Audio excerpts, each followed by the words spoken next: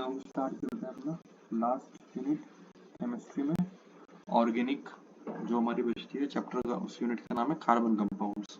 ठीक है, तो इसके साथ ही हमारी पूरी केमिस्ट्री कंप्लीट हो जाएगी। इस फर्स्ट लेक्चर में ये भी लगभग 6 लेक्चर में खत्म हो जाएगा पूरा पूरा टॉपिक। ठीक है, शुरुआत इसकी 9th लेवल से होती है, लेकिन एंड में इसमें कुछ टॉपिक्स 12th लेवल तक के हैं, जैसे कि अल्कोहल्स, कार्बोक्सिलिक एसिड और एल्डिहाइड कीटोन्स, डिटर्जेंट, हाइड्रोफोम टेस्ट वगैरह। ठीक है, तो उस सब के लिए हमें स्टार्टिंग करनी पड़ेगी बेसिक ऑर्गेनिक केमिस्ट्री से। और बेसिक ऑर्गेनिक केमिस्ट्री पढ़ने से पहले हमें पढ़ना पड़ेगा कार्बन। ठीक है, सबसे पहले हमें पढ़ना पड़ेगा कार्बन क्या होता है। ठीक है, हमारे सिलेबस में सबसे पहले कार्बन ही है। तो सबसे पहले हम हमारी यूनिट में जो हेडिंग है वो दो हेडिंग हम कंप्लीट करते हैं। सबसे पहले करते हैं position of carbon,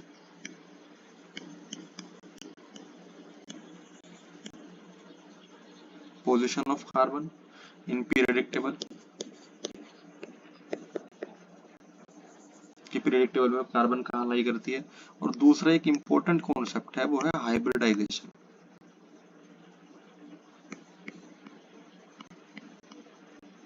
hybridisation and shape of molecule.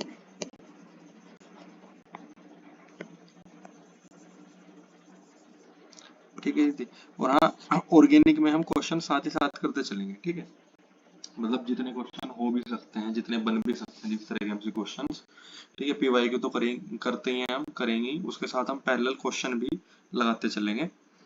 दोनों बहुत इंपॉर्टेंट टॉपिक है। और दूसरा तो बहुत ही ज्यादा इंपॉर्टेंट है हाइब्रिडाइजेशन, क्योंकि हाइब्रिडाइजेशन शेप समझ में आएगी तभी हमें आगे के केमिकल रिएक्शन समझ में आएंगी। सबसे पहले हम स्टार्ट करते हैं position of carbon in the periodic table. ठीक है जी। अच्छा, पीरियोडिक टेबल हम पूरा नहीं बना रहे, हमने पीरियोडिक टेबल वाले चैप्टर बहुत अच्छे से कर लिया था। हमने पीरियोडिक टेबल वाले चैप्टर बहुत अच्छे से ही कर लिए थे कि पी ब्लॉक होता है। पी ब्लॉक में कितने ग्रुप होते हैं? पी ब्लॉक में 13 से लेके 14, 15, 16, 17, 18 तक ग्रुप होते हैं। ठीक है जी, और 7 पीरियड्स होते हैं।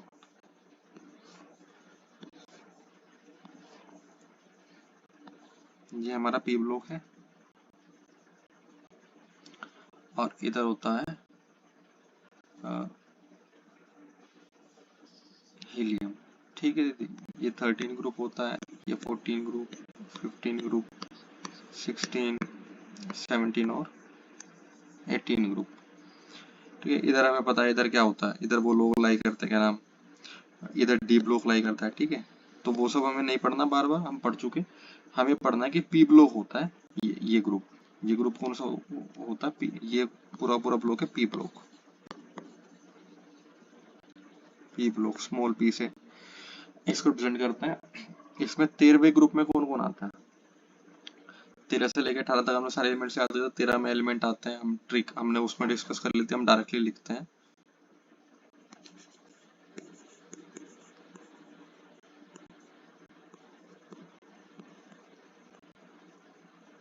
ठीक है, इसमें boron, aluminium, gallium, indium, thallium. उसके बाद आता है carbon, silicon, germanium, SN, PB. इसमें आता है ना ये नाइट्रोजन वाला ग्रुप।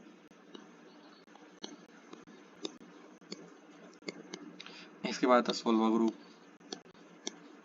ऑक्सीजन फैमिली जिसको बोलते हैं, ये चैल्कोजेंस बोलते हैं। 17 में आता है हेलोजन, यानी कि फ्लोरीन, क्लोरीन, ब्रोमीन, आयोडीन और एस्टेटिन। ठीक है, और 18वें में कौन आता है? 18वें में हमारा जाना पहचाना नोबल गैस, यानी कि इनर्ट गैसेस वाला, helium, neon, argon, krypton, xenon और रेडॉन। ठीक है, हमें तो मतलब कार्बन से है, हमें किससे मतलब है? कार्बन से। ठीक है, तो कार्बन की अगर कोई पूछता है कार्बन की पोजीशन क्या होती है, तो कार्बन बताएंगे carbon lies in the 14th group, क्योंकि ग्रुप तो वर्टिकल होता है दीदी। ठीक है, ग्रुप क्या होता है? वर्टिकल, झालर। ठीक है, लड़ियां जो ऊपर से नीचे की तरफ लाई करते हैं उनको ग्रुप बोलते हैं ना, तो ये 14वीं झालर है, 14th झालर है। ठीक है, तो 14 ग्रुप में लाई करता है। और सेकंड पीरियड में, पीरियड टोटल 7 होता है, तो ये फर्स्ट पीरियड, ये सेकंड पीरियड, ये थर्ड पीरियड, ये फोर्थ पीरियड, ये फिफ्थ पीरियड, ये सिक्स पीरियड और ये 7th पीरियड। ठीक है। तो जो स्लैब्स हैं, जो हॉरिजॉन्टल स्लैब होते हैं, जो अलमारियों के स्लैब होते हैं, तो ऐसे 7 स्लैब हमारे यहाँ होते हैं।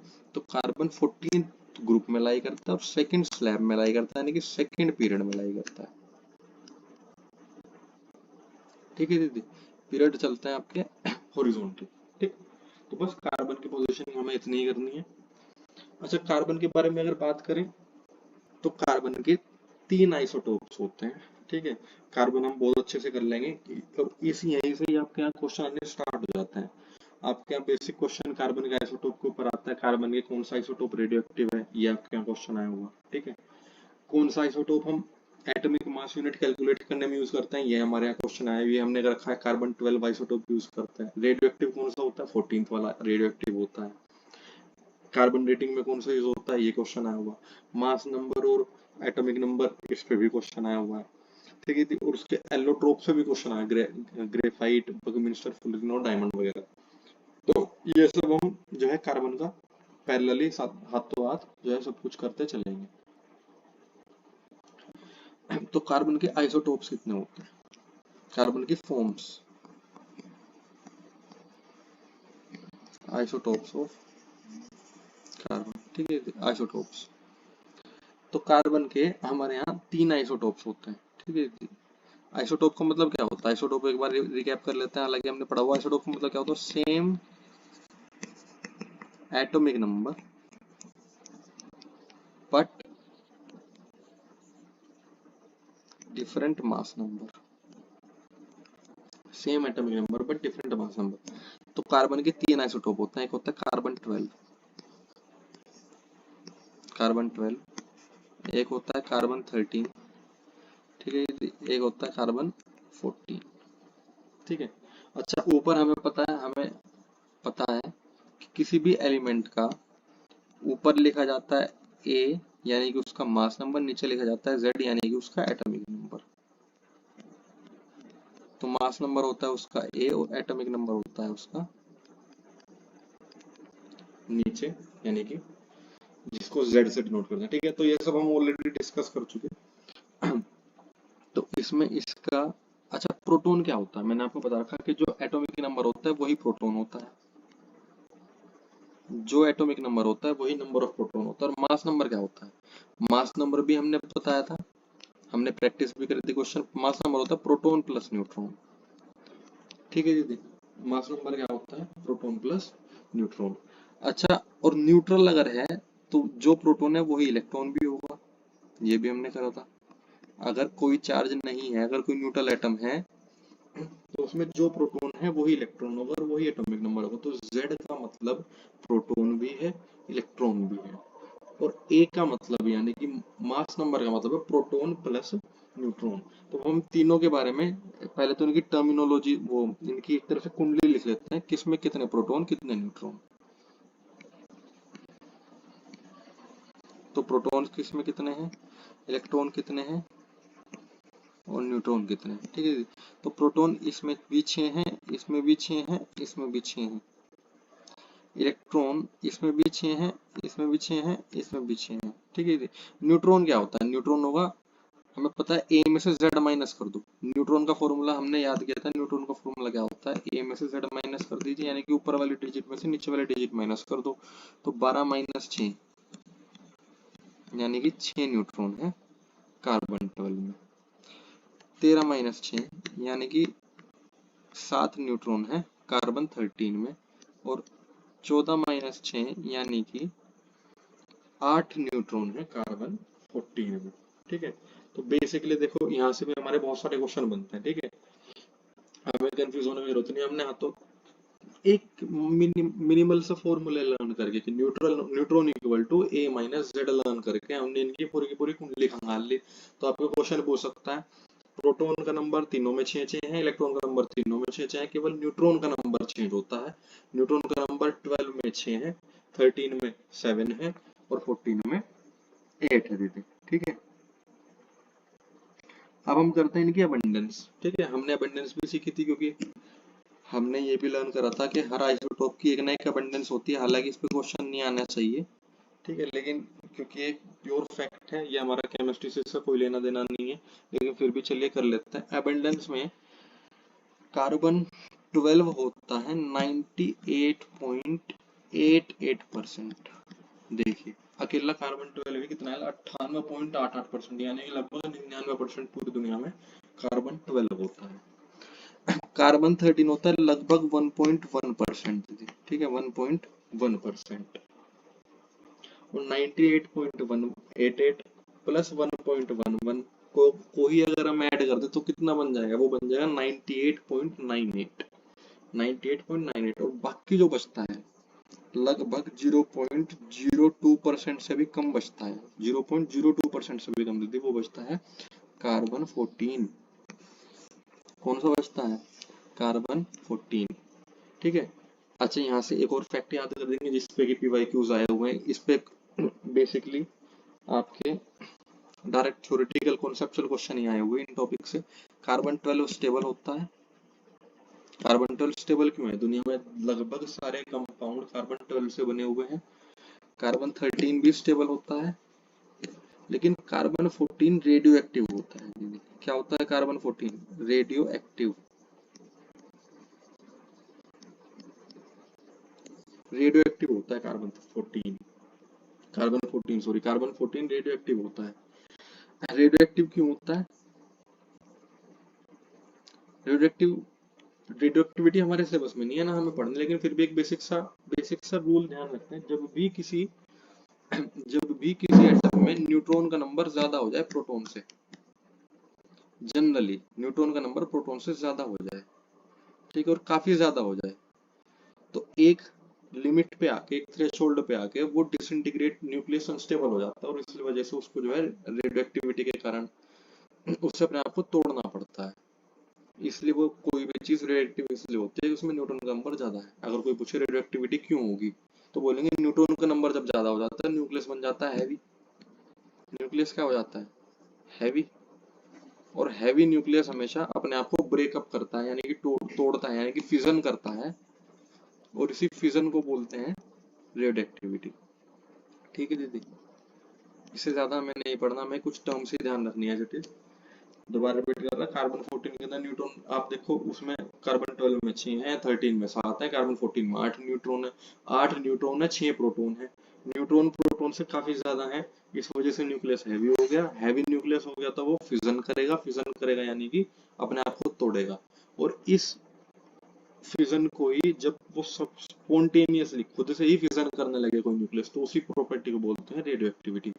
और इसी वजह से तो बहुत इंपॉर्टेंट है ये भी क्वेश्चन है, कार्बन 14 ही कहाँ यूज होता है, हम पहले भी पढ़ चुके हैं कार्बन डेटिंग में। कार्बन डेटिंग में कार्बन 14 यूज होता है। कार्बन डेटिंग हमें पता है, हम बायोलॉजी में पढ़ते हैं कार्बन डेटिंग क्या होती है, फॉसिल्स की या किसी भी एंशिएंट आर्टिफैक्ट की एज पता लगाने के काम आती है। ठीक है दीदी, यहाँ से एक और क्वेश्चन भी आपके आया हुआ, यहाँ क्वेश्चन ये है कि कार्बन 14 की हाफ लाइफ क्या होती है, कार्बन 14 की हाफ लाइफ क्या होती है, तो वो हमें याद करनी है। ये भी हम हालांकि पहले कर चुके हैं। इसकी हाफ लाइफ होती है लगभग 5740 साल। ठीक है, 5740 साल इसकी हाफ लाइफ होती है। हाफ लाइफ का मतलब क्या होता है, हाफ लाइफ भी हमने पढ़ी थी पहले केमिकल बॉन्डिंग वाले उसमें। लेकिन हाफ लाइफ का मतलब क्या होता है, हाफ लाइफ को बेसिकली रिवाइज कर लेते हैं। हाफ लाइफ होता है उतना समय, time taken to disintegrate into half of its concentration। ठीक है दीदी, हाफ लाइफ के ऊपर आपके यहाँ स्टेटमेंट में क्वेश्चन आ सकता है, तो हम याद कर लेते हैं क्योंकि कार्बन सिलेबस में है डायरेक्टली। तो हाफ लाइफ होती है जितने समय में कोई भी कंपाउंड अपना आधा टूट जाए और आधा रह जाए। समझे, सपोज करो आपने कोई 10 ग्राम कार्बन 12 ली, वो जितने समय में 5 ग्राम रह जाए, जितने समय बाद वो 5 ग्राम टूट जाए और 5 ग्राम बच जाए, उसी समय को बोलते हैं हाफ लाइफ। आपने 12 ग्राम कार्बन ली, हाँ मैंने तो खा लिया भाई, है ना। जितने समय में सपोज कार्बन ने 12 ग्राम कार्बन ली, तो वो जितने समय में कार्बन 12 ग्राम से 6 ग्राम रह जाए, ठीक है, उतने समय को क्या बोलते हैं, हाफ लाइफ। तो बेसिकली हम एक लाइन लिखेंगे, time taken to disintegrate into half of its initial concentration. तो इनिशियल कंसंट्रेशन का हाफ तो टूट गया, अब रिमेनिंग कितना है, रिमेनिंग भी तो हाफ ही बचेगा। ठीक है, तो चीजें हमें याद करनी है। यहाँ से एक ऐसी जनरल नॉलेज की बात आ सकता है कि हमारी जो है कार्बन डेटिंग की भी एक लिमिटेशन है। कार्बन डेटिंग 60,000 से पुराने, 60,000 साल से पुराने आर्टिफैक्ट की एज पता नहीं लगा सकता। मैक्सिमम ये लगभग 57,000 मान लो आप, है ना, 57,000 साल पुरानी चीजों की ही एज पता लगा सकता है कार्बन डेटिंग, उससे पुरानी एज नहीं पता लगा सकता। ठीक है, क्योंकि लगभग इतने समय में पूरी कार्बन गायब हो जाती है। ठीक है। चलिए, तो जो लाखों लाखों पुरानी चीजें हैं उनको हम और मेथड से उनकी एज पता लगाते हैं। ठीक है, तो आइसोटोप हमने सारा कर लिया। प्रोटॉन, न्यूट्रॉन, इलेक्ट्रॉन का नंबर याद करना है आपको विद फॉर्मूला। कार्बन सारे फैक्ट याद कर लिए, इसके अलावा नहीं आएगा कुछ भी। कार्बन 12, कार्बन 12 हमें पता है, कार्बन 12 ही एक वो क्या है, एक स्टैंडर्ड है फॉर एटॉमिक मास यूनिट। ले तो हमने करेक्ट, लास्ट जो क्लास थी वो एएमयू के बारे में तो थी कि एएमयू कार्बन 12 आइसोटोप के 12वें हिस्से को बाट मान के चलता है। ठीक है दीदी, अब हम करते हैं next heading, allotropes of carbon. ठीक है, ये मतलब ऐसा हेडिंग्स है नहीं हमारे सिलेबस में, हमारे सिलेबस में केवल हेडिंग है कार्बन इन पीरियोडिक टेबल। लेकिन ये चीजें हमारी अंडरस्टूड है कि हम आइसोटोप भी करने हैं, हमें एलोट्रोप भी करने हैं।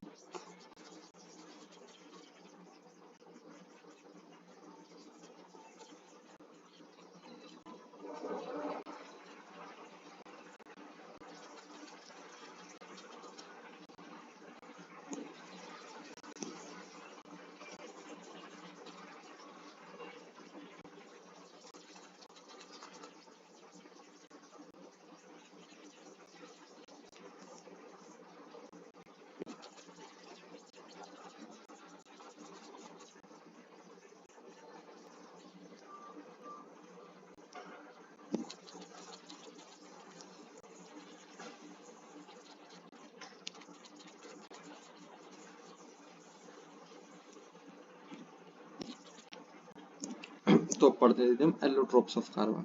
ठीक है, एलोट्रोप्स,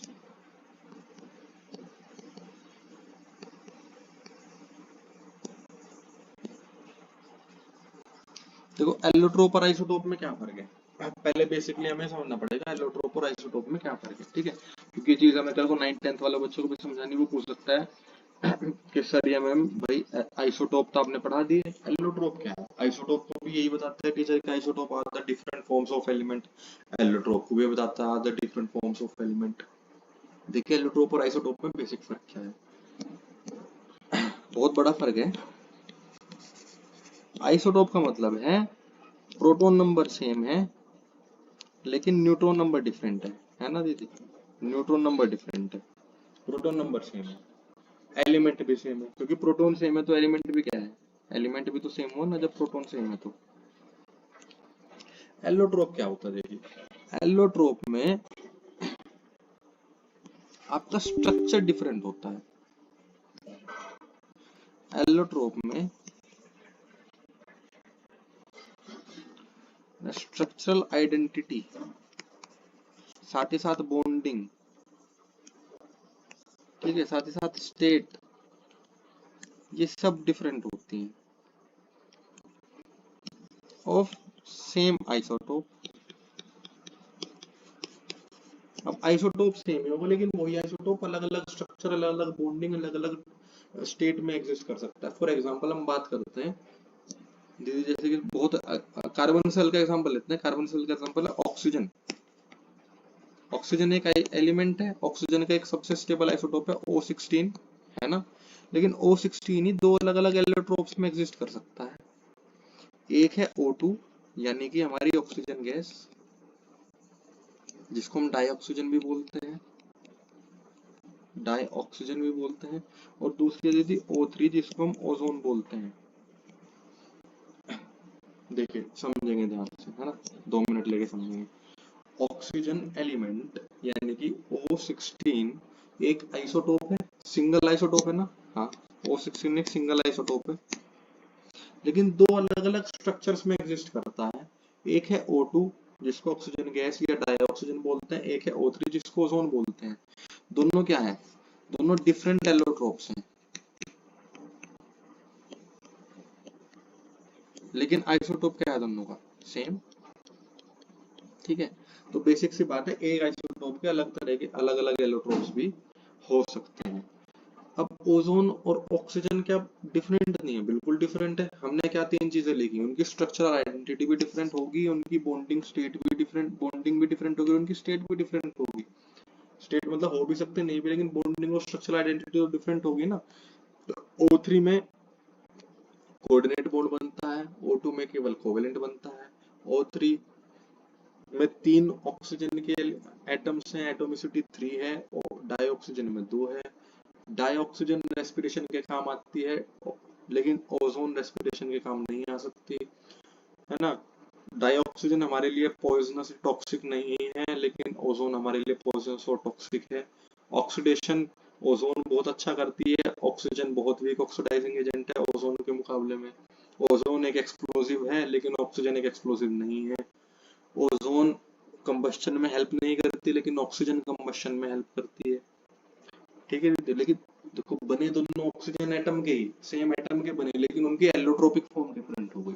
ठीक है, तो एलोट्रोप का मतलब बेसिकली यही होता है, जब एक आइसोटोप एक से ज्यादा तरह की स्ट्रक्चरल आइडेंटिटी में एग्जिस्ट कर सके, और वो आइडेंटिटीज इतनी डिफरेंट हो कि उनकी फिजिकल स्टेट, उनकी केमिकल स्टेट, उनकी करेक्टरिस्टिक्स सब कुछ क्या हो, बिल्कुल अलग अलग। ठीक है, जैसे कि ओजोन हमारे लिए जहरीली, लेकिन ऑक्सीजन नहीं है। ऑक्सीजन आग लगा सकती है, लेकिन ओजोन नहीं लगा सकती। ठीक है, तो चीजें हम ध्यान रखेंगे। तो हमें तो एलोट्रोप्स लेकिन कार्बन के पढ़ने हैं। ठीक है, हमें कार्बन के एलोट्रोप्स पढ़ने हैं, ऑक्सीजन तो हमने केवल फॉर एज एन एग्जांपल लिया था। ठीक, तो कार्बन के अगर हम एलोट्रोप्स पढ़ते हैं, तो कार्बन की 3 एलोट्रोप्स होते हैं। कितने एलोट्रोप्स होते हैं कार्बन? तो आइसोटोप तो बेसिकली हम मानना कार्बन 12 ही मान के चलेंगे। ठीक है, तो कार्बन के एक ही आइसोटोप के 3 अलग अलग प्रकार के क्या हो सकते हैं, क्या हो सकते हैं एलोट्रोप्स। तो पहला एलोट्रोप है डायमंड, पढ़ते हैं हम। दूसरा है ग्रेफाइट, ये भी पढ़ते हैं हम। तीसरा है बकमिंस्टर फुलरेन।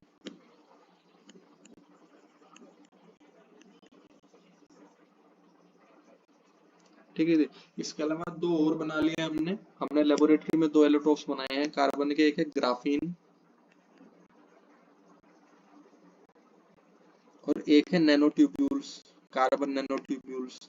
ठीक है, ये हमारे लेबोरेटरी में सिंथेसाइज करे हुए एलोट्रोप्स हैं, ये नेचर में नहीं मिलते। ग्राफीन आपने ऐसे ही मतलब अगर हम थोड़ा बहुत जीएसवीएस पे मतलब करंट वरंट पे है ना देखें, तो न्यूज में आता रहता है ग्राफीन।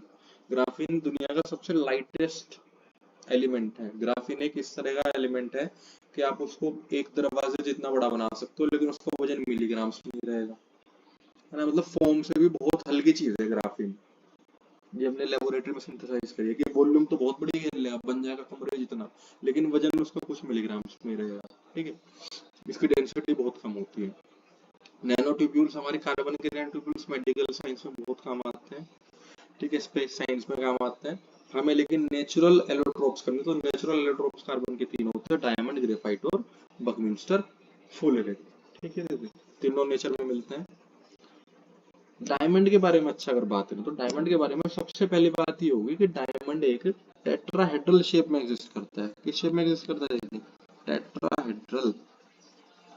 आपके यहाँ एक क्वेश्चन आया हुआ है, पीवाईक्यू है, कि ऐसी कौन सी स्टेट है कार्बन, ऐसी कौन सी एलोट्रोपिक स्टेट है कार्बन की जिसमें कार्बन टेट्राहेड्रल स्टेट में एग्जिस्ट करता है। टेट्राहेड्रल का मतलब होता है, टेट्रा का मतलब क्या होता है? टेट्रा का मतलब होता है 4, जिसमें कि एक कार्बन 4 और कार्बन से जुड़ा हुआ हो। ठीक है दीदी, और वो 4 कार्बन फिर आगे और 4 कार्बन से जुड़े हुए हो। हर एक कार्बन यानी कि 4 कार्बन से जुड़ा हुआ। ठीक है दीदी, तो टेट्राहेड्रल शेप यही तो होती है। टेट्राहेड्रल का मतलब क्या होता है? टेट्रा यानी कि 4, हेड्रल यानी कि उसमें उसमें 4 हेड्रा यानी कि एक तरह से वर्टिसेस होती हैं। ठीक है, अच्छा, ये चेन कभी टूटते नहीं है, ये बहुत स्ट्रोंग क्या बन जाता है, एक नेटवर्क सॉलिड बन जाता है। क्या बन जाता है, इस तरह के सॉलिड को बोलते हैं नेटवर्क सॉलिड या जायंट मॉलिक्यूल या जायंट मॉलिक्यूल। तो डायमंड एक तरह का नेटवर्क सॉलिड है, डायमंड एक तरह का जायंट मॉलिक्यूल है। जायंट मॉलिक्यूल का मतलब इसकी चेन खत्म ही नहीं होती। हर कार्बन कहता है मैं 4 और से बॉन्डिंग करूंगा, वो 4 कहते हैं हम और 4 से बॉन्डिंग करूंगे, हम इनके 4 चौक 16, फिर वो 16 कहते हैं कि हम और 4 से बॉन्डिंग करेंगे, 16 चौक 48। तो ठीक है, इस तरह से जो है 48 तो वो ऐसी बॉन्डिंग जो है होती रहती है। इसी वजह से डायमंड एक नेटवर्क सॉलिड है, यानी कि एक नेटवर्क बनता चलेगा। मैं कह लूंगा मैं 4 लोगों का हाथ पकड़ के खड़ा हूँ और वो 4 और 4 का, वो 4 और 4 का, तो उस तरह नेटवर्क सॉलिड और या फिर जायंट मॉलिक्यूल बन जाते हैं। जायंट यानी कि बहुत विशाल, बड़ा। ठीक। अच्छा, एक और चीज, इसी वजह से बहुत ज्यादा हार्ड होता है, और ये हमें पता ही है, diamond is one of the hardest materials known to ever exist on the earth. धरती पे पाए जाने वाले सबसे हार्डेस्ट मटेरियल्स में से कोई एक है, तो वो डायमंड है। ठीक है जी। अच्छा, कोवेलेंट बॉन्ड होता है, हमें पता ही है। कैसे बॉन्ड्स होते हैं, कोवेलेंट बॉन्ड होते हैं। ठीक है, कोवेलेंट बॉन्ड होते हैं। और हम्म,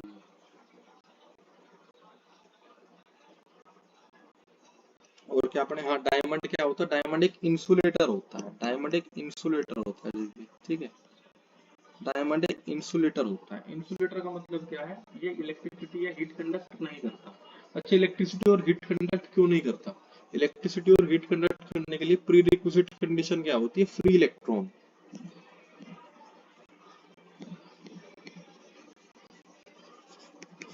ये कंडीशन ध्यान रखेंगे, किसी भी कंडक्टर को हम कंडक्टर तब कह सकते हैं कि वो इलेक्ट्रिसिटी और हीट कंडक्ट करता है जब उसके अंदर फ्री इलेक्ट्रॉन हो, क्योंकि इलेक्ट्रॉन ही एनर्जी कैरी करता है।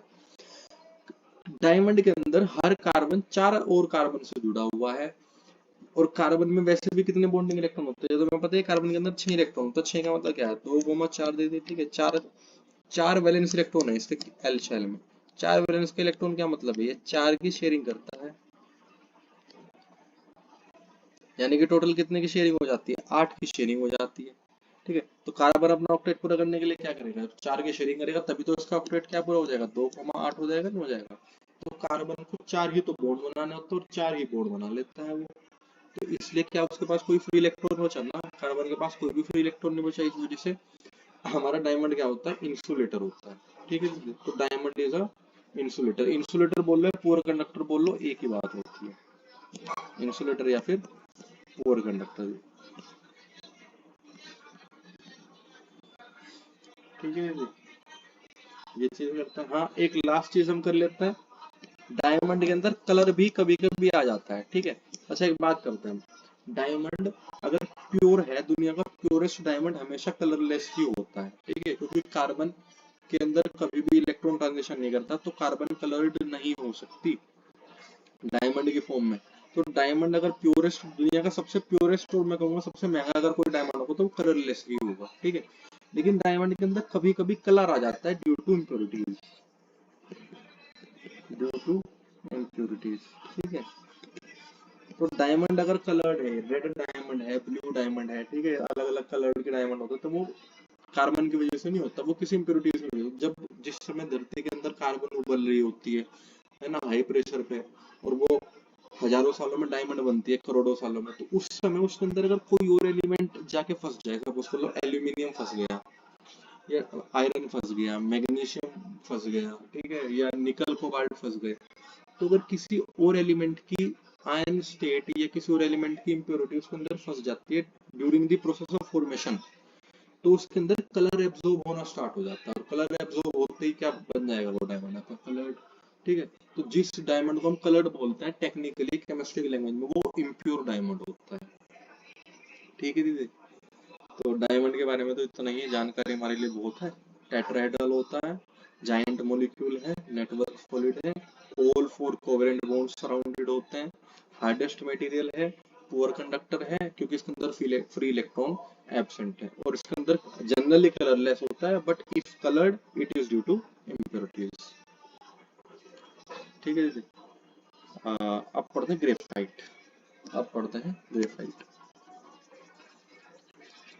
अच्छा, ग्रेफाइट के बारे में स्ट्रक्चर जो है, graphite is not tetrahedral, graphite layered structure होता है। कैसा स्ट्रक्चर होता है? लेयर्ड। ये बहुत इंपॉर्टेंट चीज है। ग्रेफाइट के बारे में अगर हम ऐसी जनरली एक स्ट्रक्चर बना करते हैं तो ग्रेफाइट में बहुत सारी लेयर्स होती हैं। एक लेयर, दूसरी लेयर, तीसरी लेयर, चौथी लेयर, पांचवी लेयर। तो ग्रेफाइट एक इस तरह की रॉक की तरह होता है कि उसमें बहुत सारी एन नंबर ऑफ लेयर्स, बहुत सारी लेयर्स होती हैं। वो सैकड़ों, हजार, करोड़ों, कितनी भी हो सकती हैं। वो लेयर्स आपस में बहुत मजबूत होती हैं, लेकिन एक दूसरे से उनका कनेक्शन बहुत वीक होता है।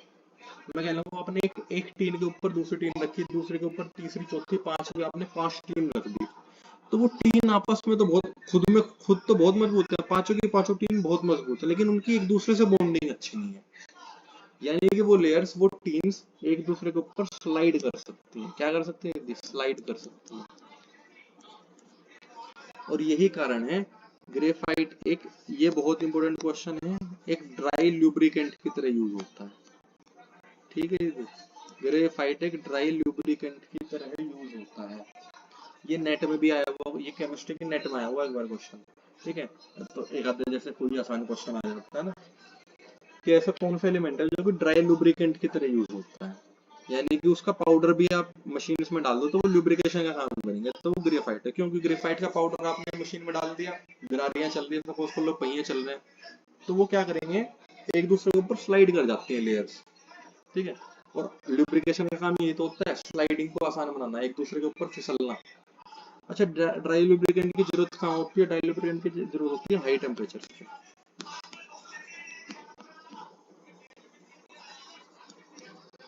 हाई टेम्परेचर मशीन में, सपोज कर लो कोई मशीन है जो हाई टेम्परेचर पे ऑपरेट करती है। ठीक है, इतना हाई टेम्परेचर पे ऑपरेट करती है कि चलते चलते चलते उसके पहिए या उसकी गिरारियां बहुत हाई टेम्परेचर पे होगी, तो आप अगर वहां पे तेल या ग्रीस डालोगे वो तोड़ जाएगा।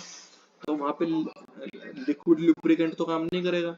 तो आपको ऐसा लुब्रिकेंट डालना है जो हाई टेम्परेचर पे भी ना उड़े। तो ऐसा लुब्रिकेंट कौन होता है? ऐसा लुब्रिकेंट होता है ग्रेफाइट। ठीक है, तो हाई टेम्परेचर मशीन्स में और हैवी इंडस्ट्रीज में हम लुब्रिकेशन की जगह क्या डालते हैं? ग्रेफाइट डालते हैं। जैसे आपने देखा होगा, हम बचपन में जब कैरम खेलते थे तो हम लुब्रिकेशन के लिए तेल थोड़ा ना डालते थे गिट्टियों पे, हम क्या डालते थे? पाउडर डालते थे। नहीं डालते थे, एक व्हाइट कलर का पाउडर आता था, उसको भिगो देते थे और वो बहुत अच्छा लुब्रिकेशन का काम करता था। तो इसी तरह ग्रेफाइट भी लुब्रिकेशन का काम करता है, किसमें? हाई टेम्परेचर वाली मशीन में। ठीक है दीदी, अब हम पढ़ते हैं ग्रेफाइट का स्ट्रक्चर क्या होता है। तो ग्रेफाइट में क्या होता है? ग्रेफाइट में हमने पता है लेयर्स होती हैं, हर लेयर में हेक्सागन बना होता है, एक कार्बन 3 अलग अलग कार्बन से जुड़ा होता है। हर कार्बन भी 3 अलग अलग कार्बन से जुड़ा होगा। ठीक,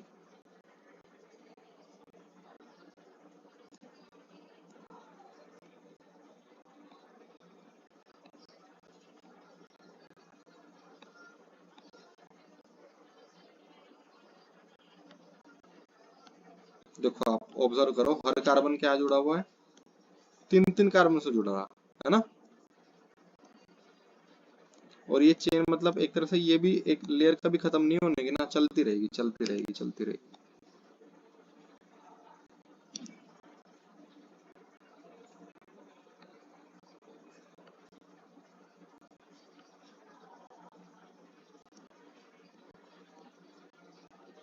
ठीक है जी, चलती रहेगी। इसी तरह ये एक लेयर है, ये पूरी की पूरी एक लेयर है। इसी तरह दूसरी लेयर जो होगी, अब दूसरी लेयर है, दूसरी लेयर भी इस तरह की है।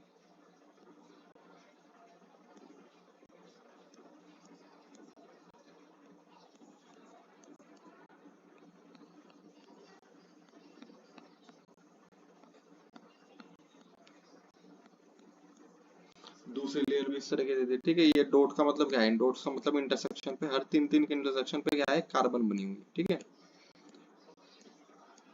तो ये चीज हम समझेंगे, बहुत इंपॉर्टेंट। ये सब आपकी, ये सब हमारी 10th क्लास के एनसीईआरटी में भी है ना। ये अपने आप में एक लेयर है। ठीक है, तो तो हर एक लेयर में अगर आपसे क्वेश्चन आता है तो हर एक लेयर में हेक्सागोन बने होते हैं। ये लेयर 1 है, ये लेयर 2 है। हर एक लेयर में हेक्सागोन होते हैं और हर कार्बन 3 अलग अलग कार्बन से जुड़ा हुआ होता है। ठीक है, ये बात ध्यान रखेंगे, हर कार्बन 3 कोवेलेंट बॉन्ड से जुड़ा हुआ होता है। ठीक है, हर लेयर के अंदर हेक्सागोन है, हर हेक्सागोन में एक कार्बन 3 अलग अलग कार्बन से जुड़ा हुआ होता है। लेकिन अच्छा, यहाँ पे अब कॉन्सेप्ट ये आता है, बहुत इंपॉर्टेंट, बहुत डीप कॉन्सेप्ट है कि कार्बन की चौथी वैलेंसी कहाँ आ गई। कार्बन ने 3 बॉन्डिंग तो बना ली, दाएं बाएं और आगे वाले से बना ली, लेकिन चौथा इलेक्ट्रॉन का क्या होगा? तो चौथा इलेक्ट्रॉन का क्या होता है दीदी? फ्री होता है। चौथा इलेक्ट्रॉन कार्बन का ग्रेफाइट के अंदर फ्री होता है, तो हर कार्बन के पास उसका चौथा इलेक्ट्रॉन 4 इलेक्ट्रॉन फ्री स्टेट में एग्जिस्ट करता है। तो देखिए, हमने जो रेड रेड दिखा रहे हैं हम, तो हर ब्लू कार्बन के पास एक रेड फ्री इलेक्ट्रॉन हमने दिखा दिया ना। ये क्या है इनका? Free electron. ठीक है दीदी। अब ये फ्री इलेक्ट्रॉन क्या कर सकते हैं? फ्री इलेक्ट्रॉन आपस में भी इंटरेक्शन करके बॉन्डिंग बना सकते हैं, जैसे लेयर 1 और लेयर 2 ने बॉन्डिंग बना लिया आपस में टेम्पररीली। इस बॉन्डिंग को बोलते हैं डीलोकलाइज्ड बॉन्डिंग। Delocalised bond. ठीक है, ये बहुत इंपॉर्टेंट टर्म है ना, बहुत ज्यादा इंपॉर्टेंट टर्म है। सब कुछ नोट करेंगे, स्क्रीनशॉट ले लेना आप इसका, है ना, कि ये 9th की बुक, ये 9 10th की बुक में नहीं मिलेगा। ठीक है, ये हमारी 12th लेवल का कॉन्सेप्ट है कि ग्रेफाइट में हर कार्बन 3 तो कोवेलेंट बॉन्ड बनाएगा अपनी लेयर से, लेकिन चौथा इलेक्ट्रॉन हर कार्बन फ्री रखेगा। अब वो इलेक्ट्रॉन्स जो हैं, हर कार्बन के पास एक एक इलेक्ट्रॉन है, वो एक एक इलेक्ट्रॉन से बॉन्डिंग भी कर सकता है, चाहे तो दूसरी लेयर के साथ करेगा ना। आपने अपनी लेयर में तो कोई कार्बन फ्री नहीं है, दूसरी लेयर के कार्बन से भाई निचले वाली लेयर में भी एक इलेक्ट्रॉन फ्री है, अपने पास भी एक इलेक्ट्रॉन फ्री, आपस में बॉन्डिंग कर लेंगे टेम्पररीली। तो इसी बॉन्डिंग को बोलते हैं डीलोकलाइज्ड बॉन्ड। ठीक है, और ये डीलोकलाइज्ड बॉन्ड वीक बॉन्ड होता है, ये कभी बनता है कभी टूटता है, ये एक तरह से कॉन्टिन्यूअस मोशन में रहता है। इसी वजह से लेयर्स एक दूसरे के ऊपर स्लाइड कर जाती हैं। आया समझ में? तो कोई पूछे क्या कि लेयर और लेयर के बीच में कैसा बॉन्ड है, तो बोलेंगे लेयर से दूसरी लेयर के बीच में डीलोकलाइज्ड बॉन्ड है। और लेयर के अंदर हेक्सागन्स में कैसा बॉन्ड है, तो बोलेंगे हेक्सागन्स में कोवेलेंट बॉन्ड है। आया समझ में? तो यहाँ पे टेट्राहेड्रल स्ट्रक्चर नहीं कहा जाएगा, क्योंकि यहाँ पे 4 कार्बन से नहीं जुड़ रहा वो, यहाँ पे हेक्सागोनल लेयर्स हैं और लेयर के बीच में डीलोकलाइज्ड बॉन्ड है। अच्छा, डीलोकलाइज्ड बॉन्ड टेम्पररी बॉन्ड होता है, कभी बनता है कभी नहीं बनता, कभी इधर बन रहा कभी उधर बन रहा। डीलोकलाइज्ड का मतलब ही क्या है? जो चीज स्प्रेड हो, जो कि फैली हुई हो। अभी इलेक्ट्रॉन टेम्पररी बॉन्ड होता है, एक तरह से delocalised bond is a temporary kind of bond, temporary या शिफ्टिंग काइंड ऑफ बॉन्ड था। ये बॉन्ड शिफ्ट होता रहता है। डीलोकलाइज का एग्जैक्ट मतलब होता है यदि शिफ्टिंग, तो ये बॉन्ड शिफ्ट होता रहता है, यानी कि ये कहीं ना कहीं फ्री इलेक्ट्रॉन भी देता होगा कभी ना कभी ये बॉन्ड फ्री इलेक्ट्रॉन भी देता होगा। और यही वजह है, फ्री इलेक्ट्रॉन की प्रेजेंस ही वजह है कि graphite is a good conductor of heat and electricity. आगे दीदी समझ? ग्रेफाइट के अंदर चूंकि डीलोकलाइज्ड बॉन्ड है, बॉन्ड शिफ्ट होता रहता है। बॉन्ड शिफ्ट है तो कभी ना कभी किसी ना किसी 1 सेकंड के हजारवें करोड़वें हिस्से में फ्री इलेक्ट्रॉन भी होता होगा कहीं ना कहीं, और वो फ्री इलेक्ट्रॉन ही कारण है कि आपका ग्रेफाइट एक बहुत अच्छा कंडक्टर होता है किसका? हीट और इलेक्ट्रिसिटी का, क्योंकि इनके अंदर चौथा इलेक्ट्रॉन हर कार्बन का ऑलमोस्ट फ्री होता है। ठीक है, पहले हम क्या मानते थे, पहले बच्चों को पढ़ाया जाता था फ्री ही होता है। ये बहुत रिसेंट डिस्कवरी है कि वो फ्री इलेक्ट्रॉन नहीं होता, वो डीलोकलाइज्ड बॉन्ड होता है। डीलोकलाइज्ड बॉन्ड होने की वजह से फ्री इलेक्ट्रॉन। ठीक है जी, तो समझ में आ गया? ड्राई लुब्रिकेशन में काम आता है, लेयर्स होती हैं, लेयर्स एक दूसरे के ऊपर स्लाइड कर जाती हैं क्योंकि उनमें डीलोकलाइज्ड बॉन्ड होता है, और good conductor of heat and electricity है। और क्या पढ़ना है ग्रेफाइट के बारे में? बस ग्रेफाइट के बारे में और कुछ हमें नहीं पढ़ना। ठीक है, अच्छा, बकमिंस्टर फुलरिन पढ़ते हैं। Buckminster fullerene is the most recently researched isotope. ठीक है, बहुत रिसेंट में जो सबसे ऊपर है ना रिसर्च हुई है, वो बकमिंस्टर फुलरिन के ऊपर। ये डिस्कवर हुआ 1985 में। कब डिस्कवर हुआ था? 1985 में। इसको बकी बोल भी बोलते हैं, क्या बोलते हैं? बकी बोल। है ना। इसको C60 भी बोला जाता है। क्या बोला जाता है साथ में? C60। बकमिंस्टर फुलरिन को यदि C60 बोला जाता है, ठीक है। हालांकि इसमें जनरली जरूरी नहीं है इसके अंदर 60 ही कार्बन हो, 60 से ज्यादा भी हो सकते हैं, 200-300 तक भी हो सकता है, लेकिन जनरली C60 बोला जाता है। इसको 3 अलग अलग साइंटिस्ट ने डिस्कवर किया था, और तीनों साइंटिस्ट ने इसका नाम एक आर्किटेक्चर के ऊपर रखा था। एक आर्किटेक्ट थे बकमिंस्टर करके, उन्होंने उस तरह का गुंबद बनाया था। तो उस गुंबद गुंबद यानी कि डोम, उस गुंबद के शेप के आधार पे इनका भी नाम, इस आइसोटोप का भी नाम बकमिंस्टर फुलरिन रख दिया गया। इसका स्ट्रक्चर कोई पूछे तो बोलेंगे इसका केज स्ट्रक्चर होता है। दीदी कैसा स्ट्रक्चर होता है? Cage like structure. केज यानी कि, केज का मतलब पिंजरा, पिंजरे जैसा स्ट्रक्चर होता है किसका? बकमिंस्टर फुलरिन का, ठीक है। तो हम बना के देखते हैं एक बार इसका ऐसा क्या है स्ट्रक्चर में जो हम इसको केज लाइक स्ट्रक्चर बोलते हैं। तो कुछ नहीं होता, एक सोसर बॉल। सोसर बॉल आपने देखी? सोसर बॉल क्या होती है? फुटबॉल होती है ना। यहाँ पे तो इमेज अच्छे से नहीं बन पाएगी, ठीक है, बाकी आप ऑनलाइन मतलब उस पर चेक करेंगे।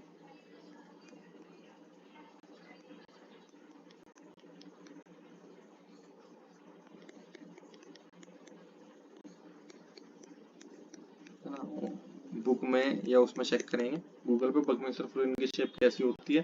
तो बकमिंस्टर फुलरिन की शेप क्या होती है? बकमिंस्टर की फुलरिन की शेप में कार्बन के ही बने हुए पेंटागन भी होंगे और कार्बन के ही बने हुए हेक्सागन भी होंगे। इसके अंदर आपको वैल्यूज एज इट इज याद करनी है। ये भी 11th क्लास की बुक में है, नहीं तो मतलब नहीं। इसमें 20 तो हेक्सागन होते हैं। यदि कितने हेक्सागन होते हैं? 20 हेक्सागन। हेक्सागन यानी कि ये शेप, बेंजीन जैसी शेप। और इसके अंदर 12 पेंटागन्स होते हैं।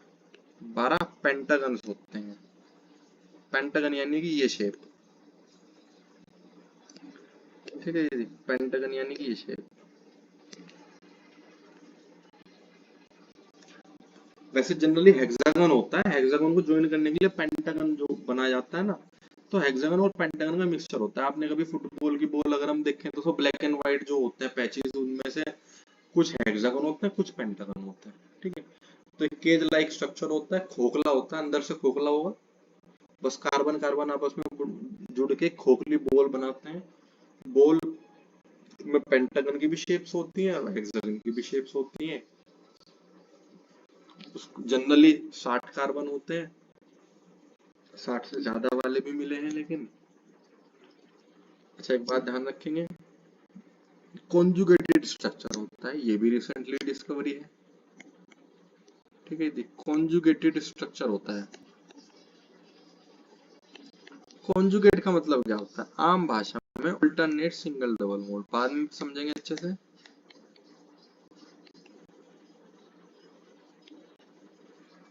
Alternate single double mode. Suppose कर लिया मैं पेंटागन बनाता, हेक्सागन बना दूं। देखो मैंने हेक्सागन बनाया बकमिंस्टर फुलरिन का, तो सिंगल है फिर डबल है, सिंगल बॉन्ड है फिर डबल बॉन्ड है, फिर सिंगल है फिर डबल बॉन्ड है। अब यहाँ क्या बनेगा? यहाँ एक पेंटागन बन जाएगा। यहाँ क्या बन जाएगा? एक पेंटागन बन जाएगा।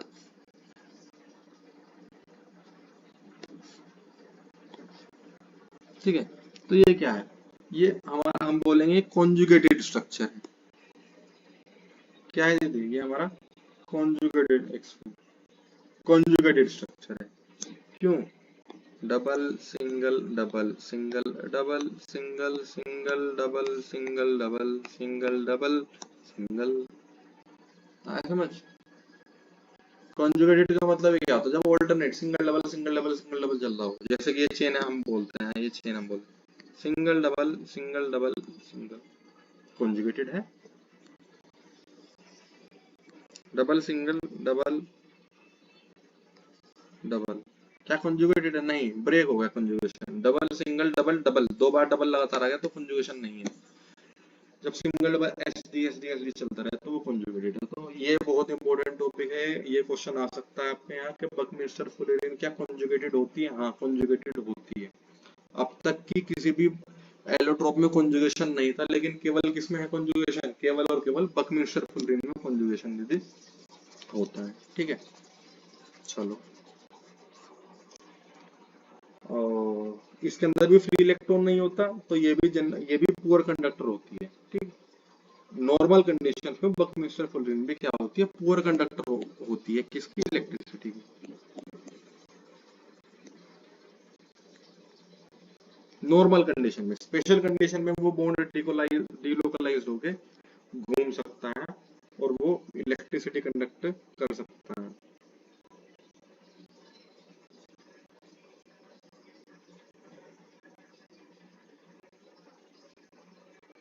ठीक है, प्योर फॉर्म में नॉर्मल कंडीशन में पुअर कंडक्टर होता है, यानी कि इंसुलेटर होता है।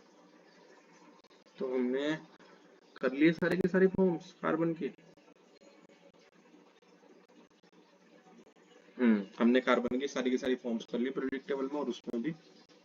अब हम इसका कॉन्फ़िगरेशन करते हैं, ठीक, लास्ट टॉपिक कर देते हैं 5 मिनट का। अब हम करते हैं इसका इलेक्ट्रॉनिक कॉन्फ़िगरेशन, क्योंकि इलेक्ट्रॉनिक कॉन्फ़िगरेशन आएगा तभी हमें क्या समझ में आएगा, इसका हाइब्रिडाइजेशन।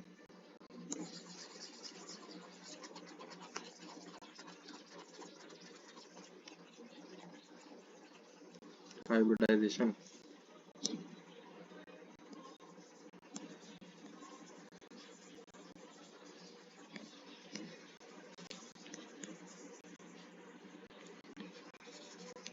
ठीक है। अच्छा, इलेक्ट्रॉनिक कॉन्फ़िगरेशन को अगर हम देखें तो ये भी हालांकि हम पढ़ चुके थे, इलेक्ट्रॉनिक कॉन्फ़िगरेशन, शेल, सब शेल, ऑर्बिट, ऑर्बिटल।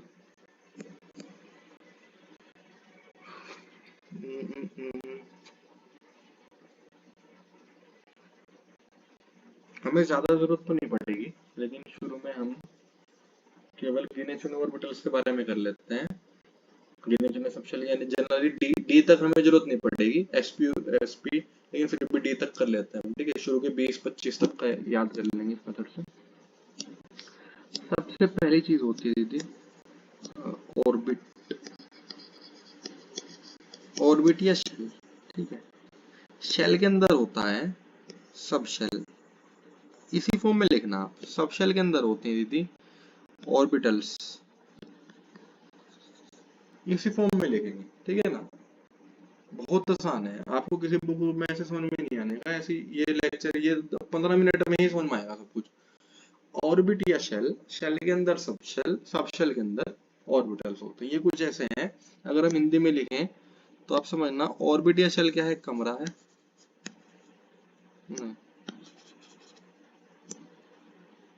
हाँ जी, ऑर्बिटल और शेल क्या है, कमरा है। सब शेल क्या है, सब शेल अलमारी है। और ऑर्बिटल क्या है, ऑर्बिटल अलमारी के स्लैब यानी कि खाने हैं, ठीक है। स्लैब यानी कि खाने हैं, पहला खाना, दूसरा खाना, तीसरा खाना, ठीक है। ऐसे ही आपको ध्यान रखना, एटम के अंदर जो होता है, एटम के अंदर इलेक्ट्रॉन कहीं भी नहीं मिलता। पहले लोग क्या मानते थे, रदरफोर्ड के टाइम तक, जब हमने मॉडल पढ़ा था, रदरफोर्ड के टाइम तक मानते थे इलेक्ट्रॉन तो कहीं भी मिल जाएगा, घूमता होगा प्लेनेट की तरह। लेकिन एक्चुअल में इलेक्ट्रॉन की एक पर्टिकुलर पोजीशन, एक पर्टिकुलर लोकेशन, कोऑर्डिनेट होता है, कोऑर्डिनेट एक्स वाई कोऑर्डिनेट, जहाँ पे वो मिलता है। और उस कोऑर्डिनेट को ट्रेस करने के लिए एक एड्रेस होता है। जैसे हम फिलहाल देहरादून में बैठे, तो हमें ट्रेस करने के लिए कोई एड्रेस, तो कोई कोऑर्डिनेट तो होगा ना, कि आप भारत के अंदर उत्तराखंड, उत्तराखंड के अंदर देहरादून जिला, देहरादून जिला के अंदर फलाना मोहल्ला, फलाने के लिए। तो किसी भी इलेक्ट्रॉन को ट्रेस करने के लिए एक पर्टिकुलर कोऑर्डिनेट का एड्रेस होता है, उस कोऑर्डिनेट के एड्रेस को ही इलेक्ट्रॉनिक कॉन्फ़िगरेशन हम की वजह की हेल्प से जानते हैं। तो उस एड्रेस में सबसे पहले आता है कमरा, कमरे के अंदर अलमारी यानी कि सबशेल कौन सी है, और अलमारी के अंदर खाना यानी कि ऑर्बिटल कौन सा है।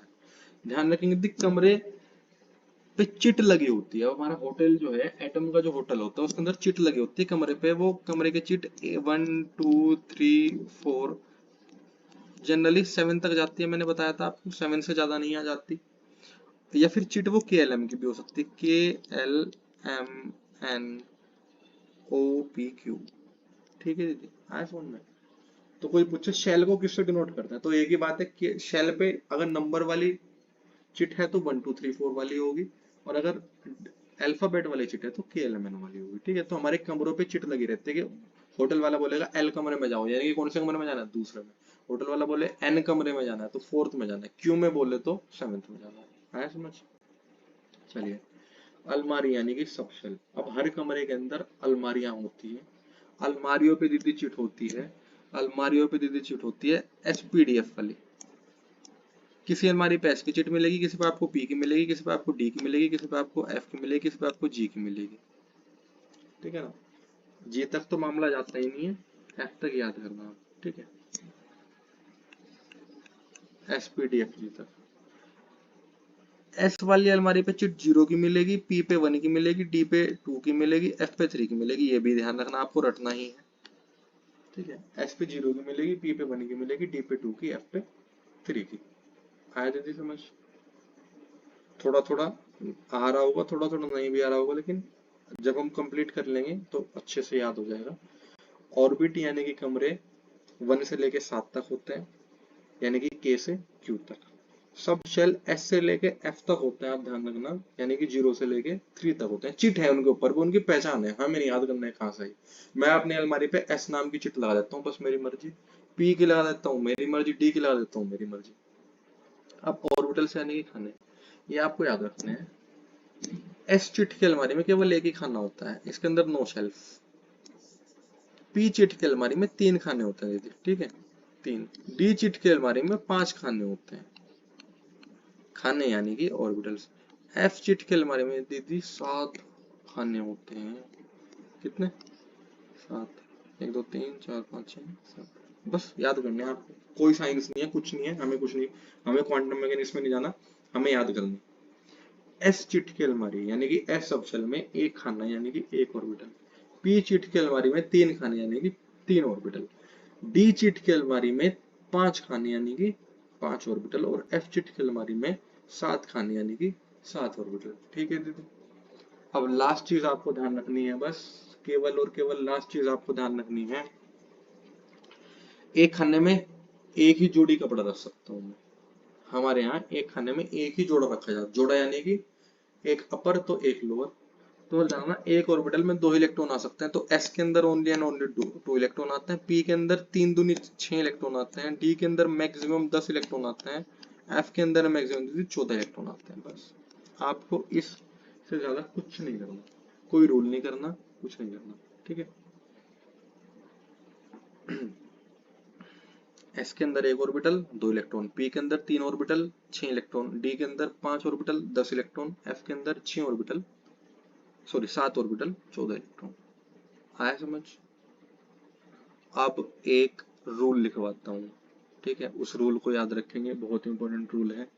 वो रूल क्या है, हमें बहुत डेप्थ में नहीं जाना, आप एक हिंदी में एक रूल या ट्रिक कुछ भी मान लेना, याद रख लेना। जिस कमरे का जो नंबर होगा दीदी, ठीक है, जिस कमरे का जो नंबर होगा उसके अंदर उतनी अलमारियां होंगी।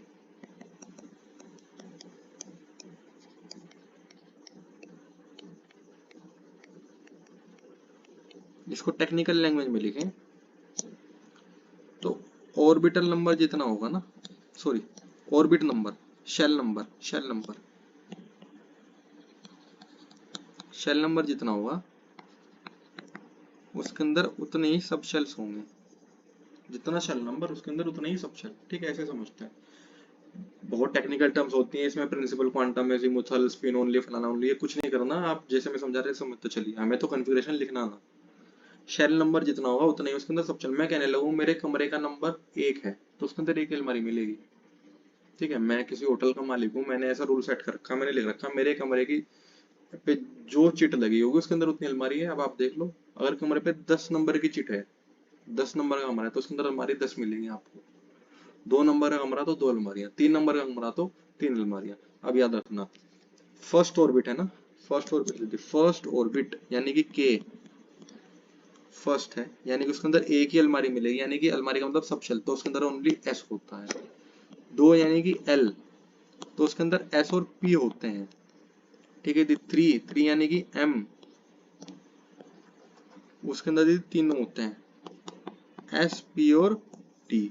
ठीक है, 4 दीदी यानी कि एन में 4 होते हैं, एस पी डी और एफ। आगे समझ? बस और कुछ नहीं करना हमें, और कुछ भी नहीं याद करना है, कोई टेक्निकलिटी में हमें नहीं जाना है। तो फर्स्ट कमरे में यानी कि फर्स्ट ऑर्बिट में एक ही सबशेल यानी कि एस मिलेगा, उसको लिखते हैं 1s। क्या लिखते हैं? अब कॉन्फ़िगरेशन लिखना सीख लिया हमने। 1s लिखते हैं, एक के अंदर केवल s होता है, 2 के अंदर s और p होती है, दोनों होते हैं तो 2s और 2p, 3 के अंदर तीनों होते हैं, 3s 3p और 3d, 4 के अंदर चारों होते हैं, 4s 4p 4d और 4fb होता है। यूज किसको कब करना वो बाद की बात है, वो हमें हमारा मतलब नहीं है कि कब किसका नंबर आएगा, हमें आपको केवल ये क्वेश्चन आ सकता है सर कि सेकंड ऑर्बिट में कितने सबशेल, तो सेकंड है तो 2 ही होंगे, थर्ड में कितने सबशेल, तो थर्ड है तो 3 ही होंगे, फोर्थ है तो 4 ही होंगे, फर्स्ट है तो 1 ही होगा। अच्छा, एस के अंदर कितने इलेक्ट्रॉन हो सकते हैं, मैक्सिमम 2 इलेक्ट्रॉन। तो एस की मेन पावर, पावर का मतलब जो ऊपर नंबर लिखता है उसको पावर, हालांकि इलेक्ट्रॉन होता है, तो एस में 2 ही हो सकते हैं, पी में 6 ही हो सकते हैं, ठीक है, यदि डी में 10 ही हो सकते हैं, ऐसे ही करना है, तो हमें पावर बढ़ते जानी है बस, और कुछ नहीं करना। तो इसी तरह कार्बन का इलेक्ट्रॉनिक कन्फिगरेशन लिखते हैं, कार्बन का इलेक्ट्रॉनिक कन्फिगरेशन लिखते हैं। आप हम कार्बन का लिखेंगे, एक दो और का लिखेंगे, आपका होमवर्क ये है, आपको 1 से लेके 20 तक के सबके एटॉमिक एलिमेंट्स के इलेक्ट्रॉनिक कन्फिगरेशन लिखने ट्राई करने। तो कार्बन में कितने होते हैं, 6 इलेक्ट्रॉन होते हैं, 6 पहले आप ये सीरीज लिख लो, सीरीज क्या होती है, 1s coma 2s 2p coma 3s 3p लिख लो, चलो वैसे नहीं भरे जाएंगे। हर नंबर खत्म होने के बाद कोमा लाना, जैसे 1 के अंदर s खत्म हो गया तो 0, 2 के अंदर s और p दोनों होते हैं उसके बाद कोमा आएगा, 3 के अंदर 3s 3p 3d होता है उसके बाद कोमा आएगा। s के 6 इलेक्ट्रॉन हमें बनने हैं, s के अंदर कितने आ सकते हैं, s के अंदर आ सकते हैं 2, तो 1s2 हो गए, ये पावर का मतलब इलेक्ट्रॉन होता है। s के अंदर अगला भी s है तो उसके अंदर कितने आ सकते हैं, 2, ठीक है दीदी। अगला क्या है, p के अंदर भी कितने आ सकते हैं, p के अंदर कितने आ सकते हैं, p के अंदर तो 6 आ सकते हैं, लेकिन हमारे पास कितने बचे देखो, हमने 6 में से 4 तो ऑलरेडी भर दिए ना, 6 में से 4 ऑलरेडी भर दिए, दो उसमें बचे कितने, दो यहाँ आया दीदी समझ। तो आपका जो है इलेक्ट्रॉनिक कन्फिगरेशन कार्बन का बनता है 1s2 2s2 2p2, और इसी कोमा को अगर हम सम्मेशन करके लिखते हैं, खाली पावर पावर ऐड करके लिखते हैं, तो 2,4 बनता है, 2,2 + 2 4। तो कार्बन का कन्फिगरेशन क्या है, 1s2 2s2 2p2। ऐसे नाइट्रोजन का अगर हम लिखें, सपोज करो नाइट्रोजन का हम लिखना 7, तो नाइट्रोजन में केवल फर्क कितना आ जाएगा, 1s2, ठीक है, 2s2 2p3 आ जाएगा, क्योंकि हमें यहाँ पे 7वां इलेक्ट्रॉन भी p में आ जाएगा। सपोज कर लो हमें लिखना है नियन का, दीजिए ठीक है, नियन का लिखना है, तो नियन का क्या होगा, नियन का होगा 1s2 2s2 2p6। क्यों, क्योंकि 2 एस में आ गए, 2 अगले एस में आ गए, 4 तो पूरे हो गए, बचे 6 और 6 के 6 पी में आ जाते हैं। अब अगर 11वां इलेक्ट्रॉन आना है, ये हालांकि हम कर चुके थे लेकिन फिर भी देख लेते हैं, अगर हमें 11वां इलेक्ट्रॉन सपोज कर लो सोडियम में बनना है, तो अब क्या लिखना पड़ेगा कन्फिगरेशन, 1s2 2s2 2p6। अब हमें 2p के बाद किसमें जाना पड़ेगा, 3s में, यानी कि 3s1।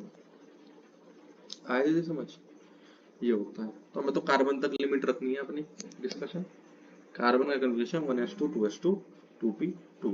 और आपका होमवर्क क्या है, आपका होमवर्क है आपको हाइड्रोजन से लेके कैल्शियम तक के सबके कन्फिगरेशन लिखने ट्राई करने हैं। इससे बाहर नहीं, डीवी का मतलब नहीं है हमारे यहाँ, ठीक है, डी नहीं आएगा हमारे यहाँ, ठीक है। बाकी कल करते हैं, हाइब्रिडाइजेशन वगैरह नेक्स्ट क्लास में करेंगे, बहुत इंपॉर्टेंट है।